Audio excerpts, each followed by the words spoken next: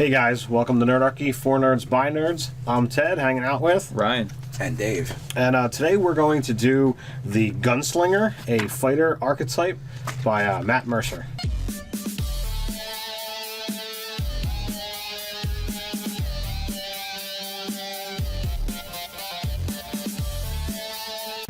Jump down in the description below where you can find Nerdarchy the newsletter, where you get weekly tips as well as learn how to game with Nerdarchy.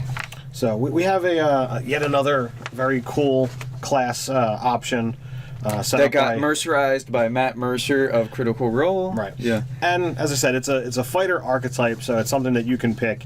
It's really great in my opinion if you want to be the guy who comes up with firearms in a world that is dominated by magic and not technology. Tinker Gnome. If you want to be a Tinker Gnome.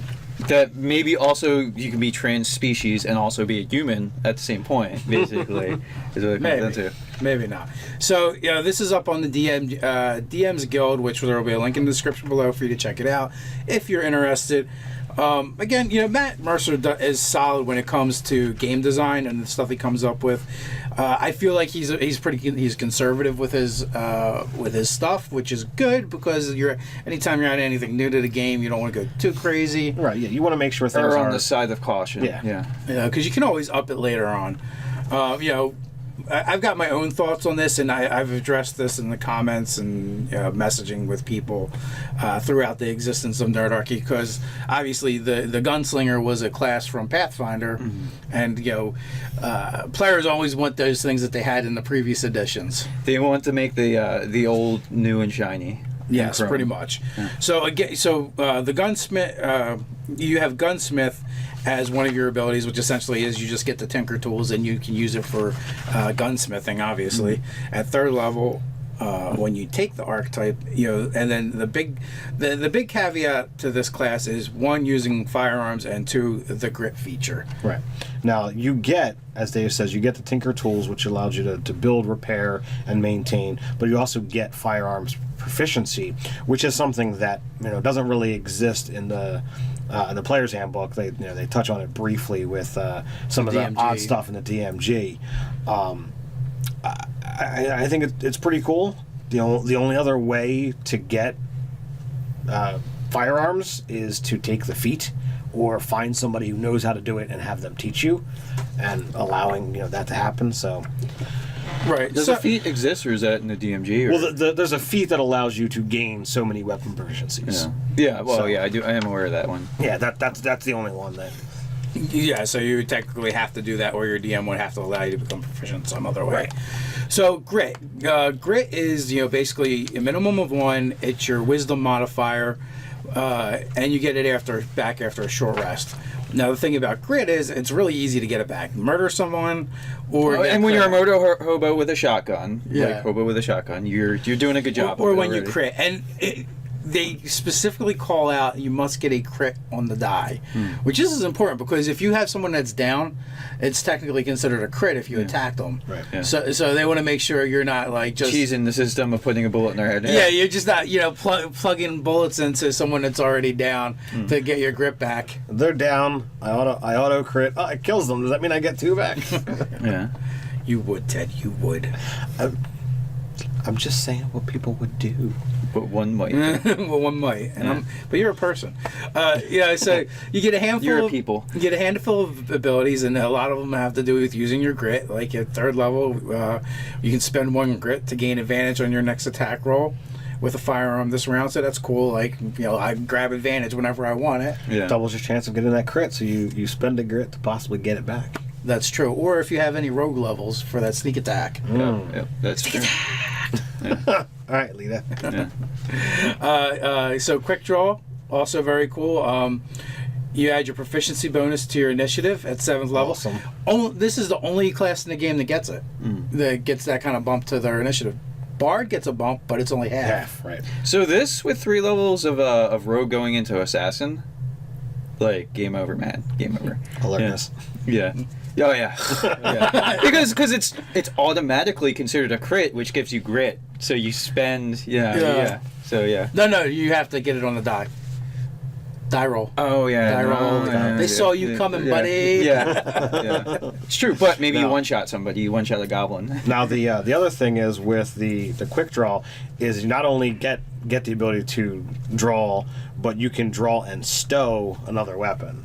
So if you've run out of ammunition on this one, you can just pull out the other one, and it's like that. Yeah, which is kind of cool. I like it has that gunslinger kind of feel to it. Yes. Like if you can't just be pulling pistols and firing, like what's the point? Yeah. You might as well put the pistol in your mouth. But that's not all you get at 7. Like, wait, there's more. At 7 level, you get violent shot. And I believe, this is the one where it increases the chance that your gun is going to blow up. Mm-hmm. But but for every point of grit you spend, you do an extra die of damage. Yes. Yeah, that's fantastic. So you can just keep bumping it. I mean, you also, you're. It's like it's a little bit of a Russian roulette though, and you definitely. I guess you can only use one feature at a time, so you can't go for the advantage. Yeah. Right. On it. And that's important because, like, hey, I want to blow 3 points of grit. Well, on a 7, then you can misfire, which we'll get into misfiring in a little bit. Yeah, so it's a special thing. At 10th level, you get trick shot, which you guys were talking off air that it's kind of less useful than some of the Battle Master features. But I think it's kind of cool. You can give someone disadvantage on attacks, make them drop items. A lot of that goes toward replicating what the Battle Master can do. Is at 3rd level. Yeah, I mean, so that's the one sort of trade-off. Right, yeah. But if you want to really stick to, I use guns. I think it works out better. I think some of the things that you can do with the class are different than what's in the Battle Master. And unfortunately, it is a fighter archetype, so you can't mix and match. But you could, kind of take the feat to give you a couple maneuvers to add on to this. Right, give you a little bit of a repertoire. Yeah, martial adept. So, Yes. the thing with, the stowing the weapons and things like that, the basically being able to quick draw, that is a little distinct of its own feature, Right. So, yeah. Well, that and then lightning reload at starting at 15th level, when basically you can load your firearm as a bonus action. Otherwise, it's a regular action, I believe. And the other thing that they get at 15th level is the piercing shot, which that one is cool. That one is cool. You're like, hey guys, can you to the left, you to the right. That's perfect. Line them all up. Yeah. Spoiler alert. Deadpool. Yeah. Yeah. Pretty much. You've got some cool stuff, and I forgot my ammunition. Some of you guys are gonna have to share. Well, that was right in the commercial. It's not really much of a spoiler. I just wanted to put it out there. Now, I would think this would be really cool. If there would be something that you could actually do this with an arrow, but Crossbow will absolutely do this. Well, no, what I'm saying, but there's nothing that gives you that in the feature. game. I know. I'm just saying in real life. So, but the thing you could do is she's like, hey, can I play this class but use a crossbow as opposed to guns? Because maybe your GM doesn't want to even allow guns into their campaign That's world. true. So, that's what I would do. Maybe you make better versions of crossbows slightly because it is a bit of a trade-off. But yeah, you could do that. Even I mean, it's not too far removed. That I believe it was the Chinese that invented the crossbow that. The repeating crossbow. Yeah. It had almost like it had the wooden cartridges and it would drop bolts into the slab. Yeah.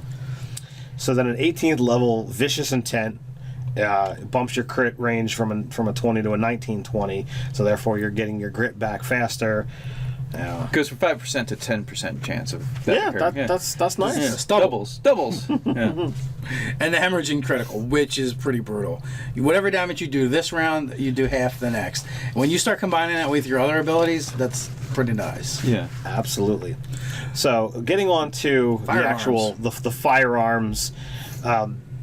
We talked about misfires. Is whenever you make an attack roll with a firearm, the dice roll is equal to or less than the weapon's misfire score, the weapon misfires. The attack misses and the weapon cannot be used again until you spend an action to try and repair it. To repair your firearm, you must make a successful Tinker Tools check. DC is equal to 8 plus the misfire score. If your check fails, the weapon is broken and must be repaired out of combat at half the cost of the firearms. Now, the cheapest gun is $250 for a basic pistol. So it can get a little expensive, and misfire range is 1 to 3. This is actually this is where you disappoint me, Matt, a little bit. I really feel like the misfire should be a higher? table. No, not higher. Oh. I want a table. A roll table. I want a roll table like the Chaos Mage. Yeah, it gives you a little bit of a Chaos Sorcerer feel. You know, though, like, so we could always, like, house rule our we misfire could table. absolutely create a misfire table, and one of those has got to be the gun blows up in your hand. And Yeah, hello. Yeah, for sure, and takes and like damages you and everyone adjacent to you. It's a crit die of the weapon on you in an area. Yeah. We could come up with a couple things. One of them could be like if the number, because some of them are above a 1, so in theory you could misfire and still hit. Mm-hmm. So like No. If you misfire, it automatically misses. Yeah, but on our table we can do whatever we want. Okay, sure. So yeah, so I would like a random table there. That's just me personally. You know, the damage they're all expensive except for the 2 of them, which you can't buy them. You have to make them. They don't even list the price, and that's the hand mortar and bad news.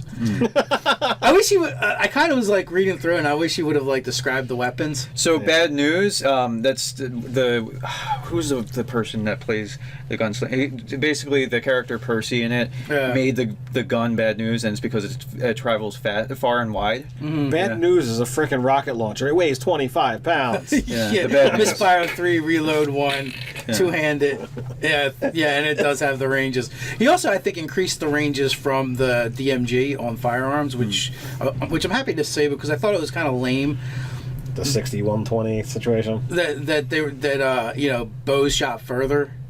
Because I feel like a firearm would shoot farther, especially on the more modern weapons. Well, maybe not so much on a black pistol. powder. That's the thing is I want to imagine these being closer to like a black powder flintlock sort of situation. Well, and with that, I mean, a black powder pistol is not going to go 400 feet.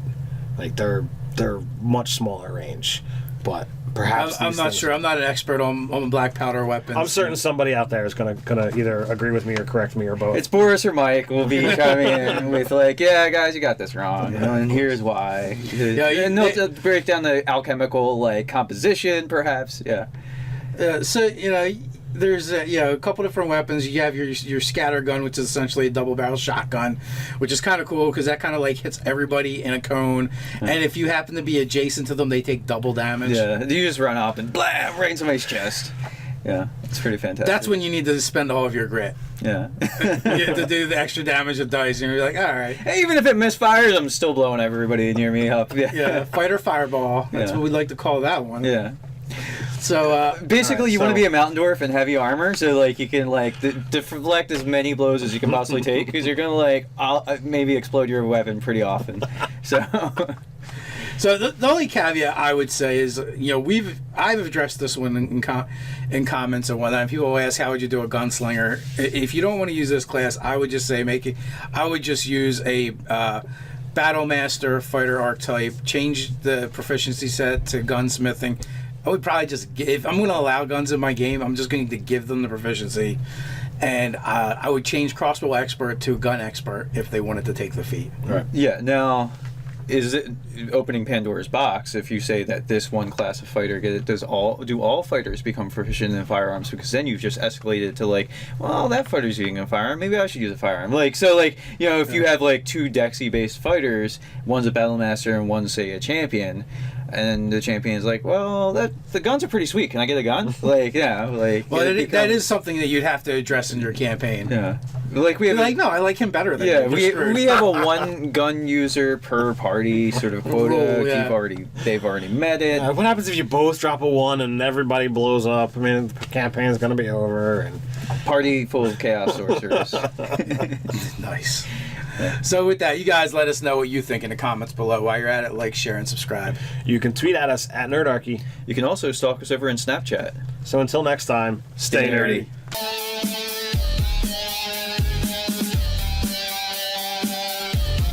Find Nerdarchy the newsletter, where you get weekly tips as well as learn how to game with Nerdarchy. So we have yet another very cool class option set That up got by, Mercerized by Matt Mercer of Critical Role. Right. Yeah. And as I said, it's a fighter archetype, so it's something that you can pick.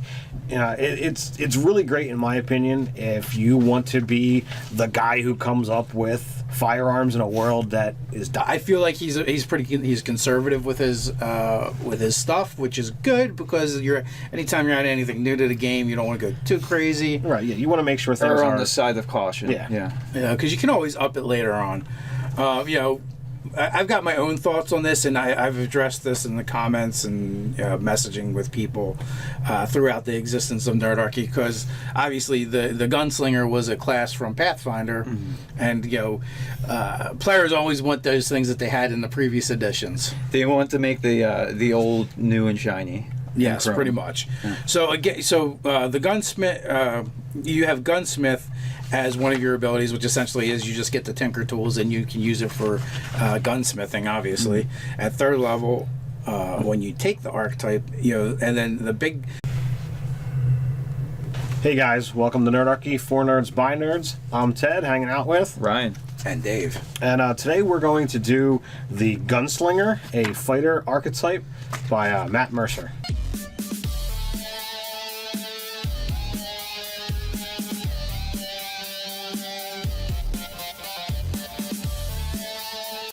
Jump down the description below where you can find Dominated by magic and not technology. Tinker Gnome. If you want to be a Tinker Gnome. that maybe also you can be trans species and also be a human at the same point, basically. Is what it comes down to. Maybe not. So, this is up on the DM's Guild, which there will be a link in the description below for you to check it out if you're interested. Again, Matt Mercer is solid when it comes to game design and the stuff he comes up with.